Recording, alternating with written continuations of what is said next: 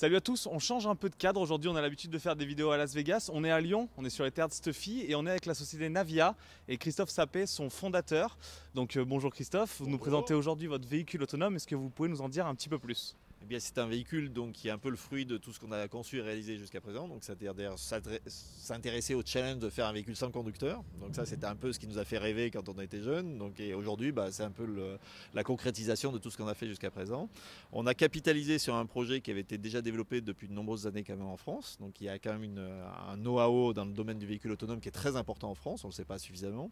Et donc nous, ça nous a permis effectivement de rassembler une équipe d'ingénieurs, tous très jeunes, mais très brillants, et qui nous ont permis de concevoir et réaliser ce véhicule en un temps record. Aussi en faisant appel à beaucoup de connaissances du milieu automobile, parce qu'on a des gens qui sont un peu moins jeunes et un peu plus d'expérience dans le milieu automobile, et qui nous ont permis de réaliser ce véhicule très rapidement. Du coup, on voit que la société se développe. Vous avez fait une levée de 4,1 millions. Aujourd'hui, combien vous êtes chez Navia ? Quels sont les plans pour l'avenir ? Alors les effectifs effectivement progressent très rapidement, puisqu'on était à peu près 35 il y a ne serait-ce que 4 mois, et aujourd'hui on est à peu près une cinquantaine de personnes qui se répartissent de manière à peu près égale entre la recherche et développement qui est basée sur Paris, les autres services de l'entreprise et la fabrication qui sont basés à Lyon. Où est-ce qu'on peut en voir des Navia aujourd'hui ? J'ai vu que dans les aéroports, de mémoire, sur des événements.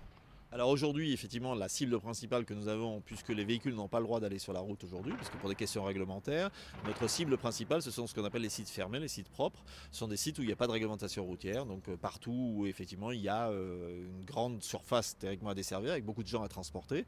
Donc dans ces types d'applications, suivant les pays, on a des applications comme les aéroports, comme les sites industriels, les centrales nucléaires, les hôpitaux, les campus universitaires.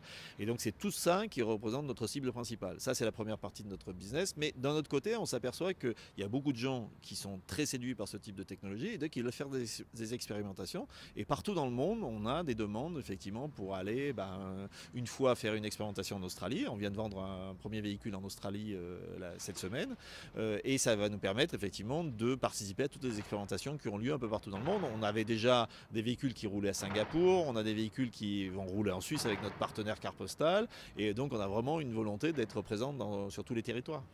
Merci beaucoup et très bonne continuation. Merci à vous en tout cas. Au revoir.